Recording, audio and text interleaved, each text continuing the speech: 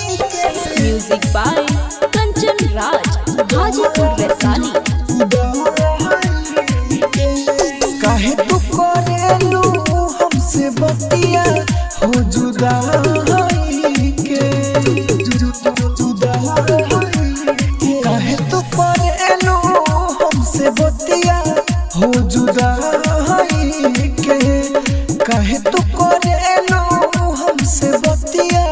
हो जुदा के बड़ तू को सोने हम बतावनी अपना माई के काहे तू करेलू हमसे बतिया हो जुदा के काहे तू करेलू हमसे बतिया हो जुदा के काहे तू करेलू हमसे बतिया हो जुदा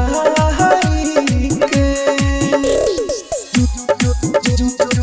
राजधानी recording studio Delhi. Music by Kanchan Raj Hajipur Vaishali. तोहरा के इतना अच्छा बतावनी माई बाबू के सोझा हो तोहरा बिना हम जी ना सकीले तू हमारे हो जाओ तोहरा के इतना अच्छा बतावनी माई बाबू के सोझा हो तोहरा बिना हम जी ना सकीले तू हमारे हो जाओ तू मिल ले बारू सबसे घरवा आई के काहे तू करेलू हमसे बतिया हो जुदा के काहे तू करेलू हमसे बतिया हो जुदा के काहे तू करेलू हमसे बतिया हो जुदा के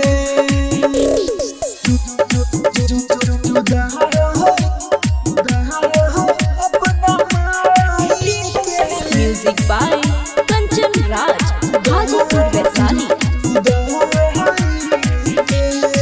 हर बाते में तो हर बाते करेला राहुल राइटर मनोज हो तोहर चर्चा होखेला गोरी घर में हमारा रोज हो हर बाते में तो हर बाते करेला राहुल राइटर मनोज हो तोहर चर्चा होखेला गोरी घर में हमारा रोज हो घर के कमानी लोग तो राखी भगाई के काहे तू करेलू हमसे बतिया हो जुदा के काहे तू करेलू हमसे बतिया हो जुदा के काहे तू करेलू हमसे बतिया हो जुदा के राजधानी रिकॉर्डिंग स्टूडियो दिल्ली।